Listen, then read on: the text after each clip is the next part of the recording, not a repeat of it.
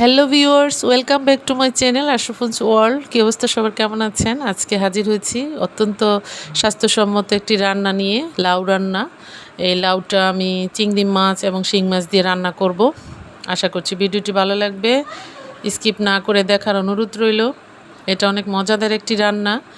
লাউ দিয়ে রান্না করলে এটা কম বেশি সবাই পছন্দ করেন, যেটা দিয়ে রান্না করেন না কেন অত্যন্ত স্বাস্থ্যসম্মত হয় রান্নাটা। এই লাউটা আমরা অনেক সময় চিংড়ি মাছ এবং অন্যান্য মাছ দিয়েও রান্না করি, অথবা ডাল দিয়েও রান্না করি। এটা ভেজেও খেতে ভালো লাগে। চিংড়ি মাছ হচ্ছে লাউ রান্নার সবচেয়ে মূল আকর্ষণীয় একটি উপকরণ। লাউ দিয়ে মাছ দিয়ে রান্না করলে সবাই কম বেশি পছন্দ করেন এই রান্নাটা।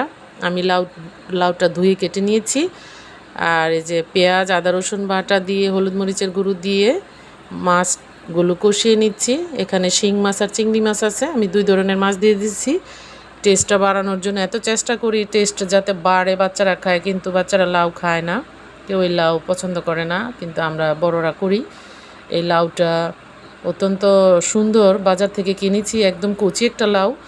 আশা করছি খেতেও ভালো লাগবে। এই লাউ তরকারিগুলো আমার কাছে অনেক ভালো লাগে। এই যে দেখতে পাচ্ছ মশলা দিয়ে মাছগুলো কষানো হয়ে গেছে, আমি এখন কেটে রাখা লাউগুলো দিয়ে দিচ্ছি। এটা একটি অত্যন্ত সিম্পল রান্না, কিন্তু স্বাস্থ্যসম্মত রান্না। যাদের কাছে লাউ অনেক পছন্দ তাদের কাছে এই রেসিপিটি অত্যন্ত ভালো লাগবে। এই লাউটা আমি খেয়েছি, অনেক সুস্বাদু হয়েছিল। দেখতে পাচ্ছ এই যে লাউগুলো আমি মাছের সাথে কষিয়ে নিচ্ছি। শিং মাছ দিয়ে আমরা ছোটোবেলাও লাউ খেয়েছি, টাকি মাছ দিয়ে লাউ রান্না করেছে, ওইটা অনেক সুস্বাদু লাগে খেতে। জাল পছন্দ করলে তোমরা কাঁচামরিচ ফালিও দিতে পারো। আমি এখানে গরম পানি দিয়ে দিলাম লাউগুলো যাতে সিদ্ধ হয়ে যায়, যেহেতু এগুলি হাইব্রিড সবজি, এজন্য একটু গরম পানি দিয়ে সিদ্ধ করতে হয়, নাহলে সফট হয় না জিনিসটা। আমি পরিমাণ মতো পানি দিয়ে দিয়েছি, এখন এগুলো সিদ্ধ হবে।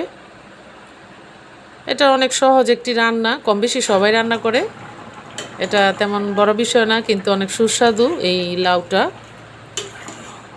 আর এই লাউ জাতীয় সবজিগুলো দ্রুতই রান্না করতে হয়, বেশি রান্না করলে এটা টেস্ট নষ্ট হয়ে যায়।